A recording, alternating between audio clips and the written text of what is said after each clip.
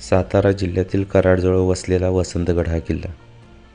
सुमारे 80 एकरावर वसलेल्या या किल्ल्याची उभारणी 12व्या शतकात शिलाहार राजा भोज यांनी केली. अफजलखानाच्या वधानंतर आदिलशहाचे वतनदार महादजी जगदाळे यांच्या ताब्यातील हा किल्ला शिवरायांनी स्वराज्यात सामील करून घेतला. 25 नोव्हेंबर 1699 रोजी औरंगजेबाने हा किल्ला जिंकला व त्याचे नाव किलीद फतेह म्हणजे यशाची किल्ली असे ठेवले. पुढे 1706 मध्ये मराठ्यांनी परत हा किल्ला जिंकला. गडाच्या उद्ध्वस्त पूर्वाभिमुख दरवाजातून आपला गडप्रवेश होतो. तटबंदीत गणेशाची मूर्ती आहे. गडावर प्रवेश करताच हनुमानाचे मंदिर आहे. त्यापुढे एक विहीर आहे.